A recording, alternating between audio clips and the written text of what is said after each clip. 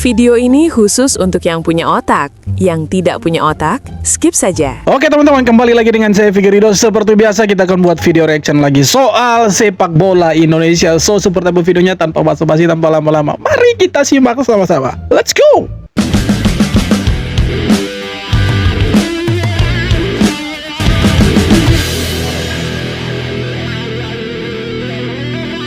Israr Megantera menjawab hujatan netizen FOMO dengan bergabung ke klub kasta tertinggi Spanyol. Dia sempat disorot karena gagal penalti di final AFC Futsal Asian Cup 2026. Sekarang kabarnya Israr segera terbang ke Spanyol. Isu kuat bergabung dengan Burela FS, klub divisi 2 Liga Futsal Spanyol. Bukan tempat main-main nih. Buat kalian yang mau nonton pertandingan seru bisa langsung cek profil gua. Israr pernah trial di sana, 4 laga dan 5 gol. Pelatih puas karena dia beradaptasi dengan cepat. Israr terbang tinggi dan futsal Indonesia ikut naik bareng dia. Yang masih di sini aja. Daripada di Indonesia ya, cuma gagal penalti. Satu kali doang gagal penalti langsung dihujat, langsung dikata-katai itu. Aduh. Memang Indonesia. Bukan Indonesia, Konoha ya. Tapi ya keren lah bisa bermain di Spanyol itu kan.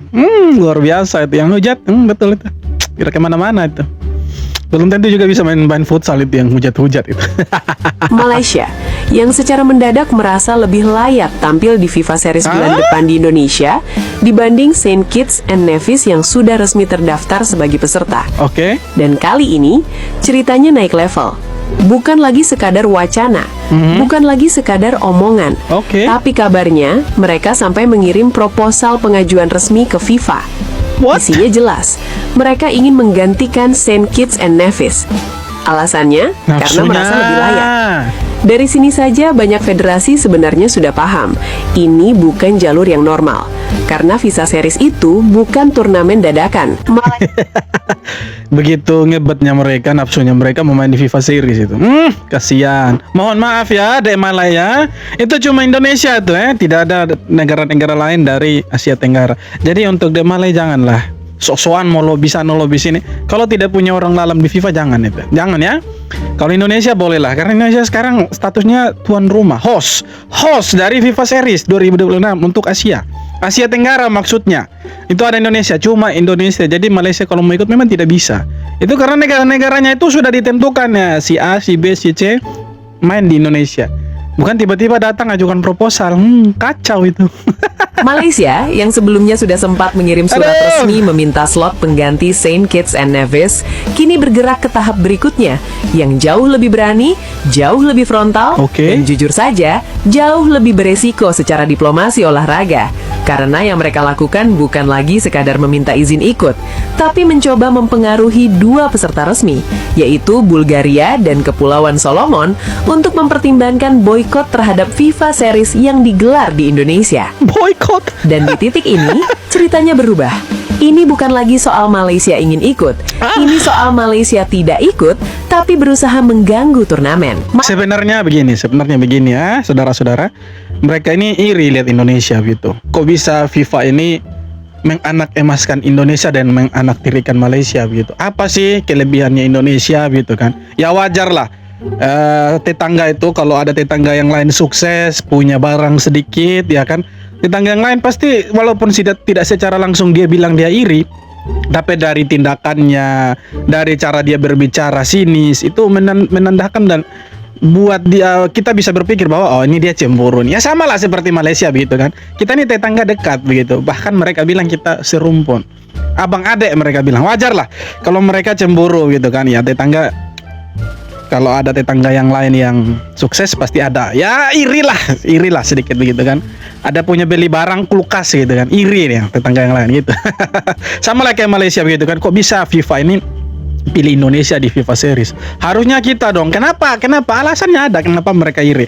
Karena kalau sampai Indonesia menang terus, nanti misalkan 2 pertandingan nih, semifinal sama final, Indonesia menang di semifinal, masuk final nih, ketemu Bulgaria yang secara peringkat FIFA itu lebih tinggi dari Indonesia.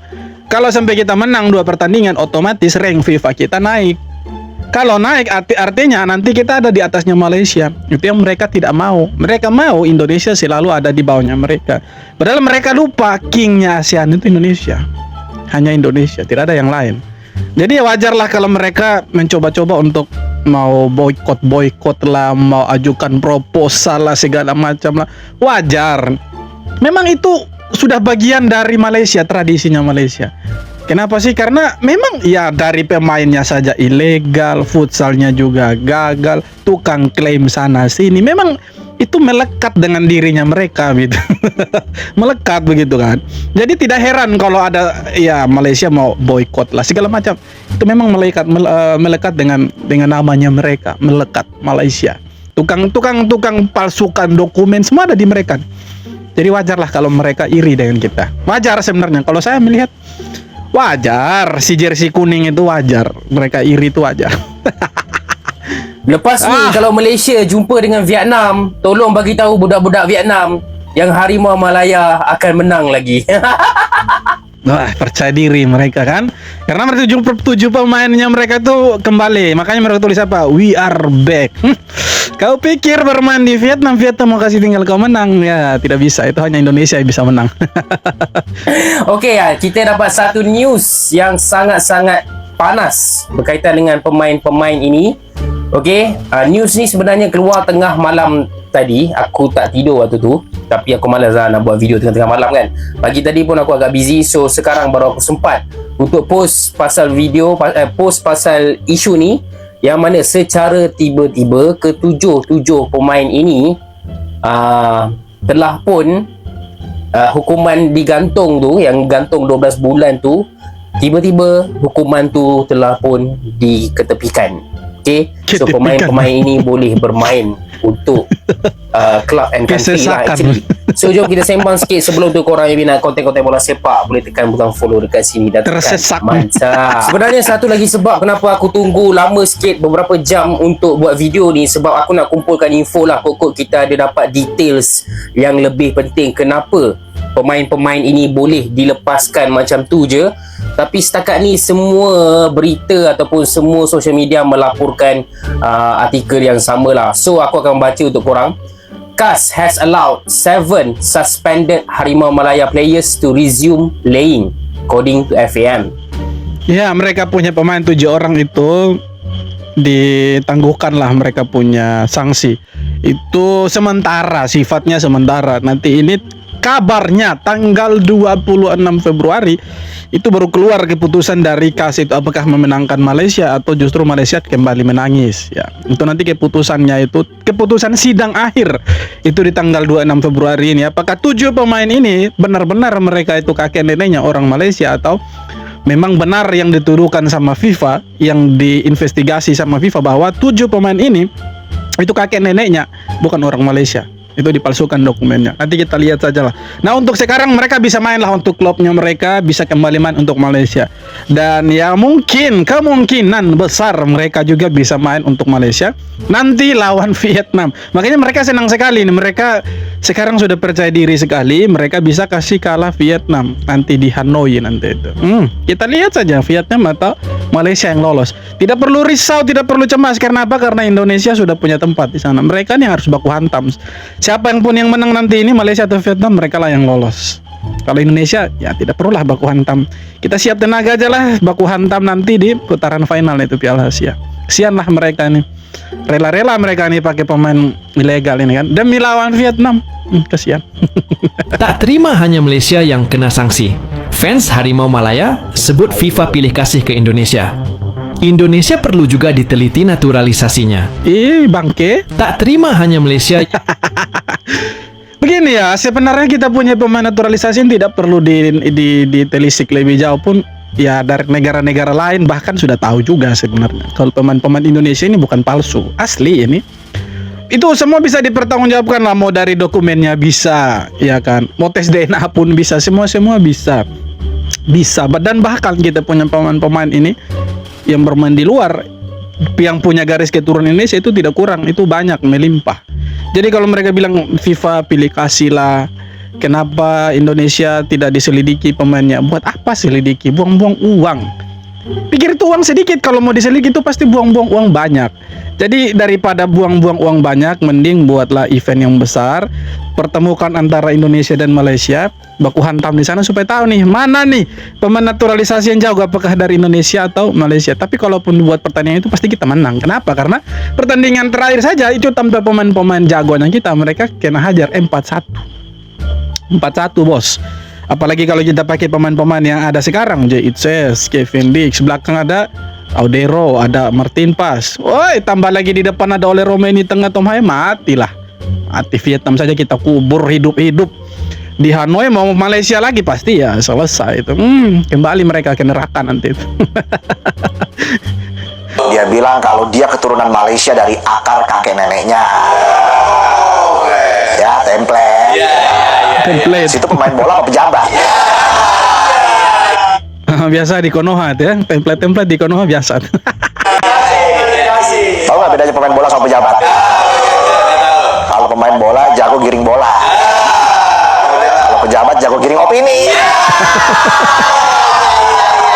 Pejabat Malaysia maksudnya. Iya, pejabat Malaysia bukan Konoha. Kalau Konoha tuh hebat-hebat semua tuh. Keren itu. Kalau pejabat Indonesia kan Jadi ceritanya begini ceritanya. Tahun ini Federasi Sepak Bola Malaysia atau FAM punya proyek ambisius tingkat dewa, namanya proyek naturalisasi alias impor pemain siap saji. Tapi berujung dapat sanksi karena nggak sesuai regulasi FIFA dan diduga ada manipulasi.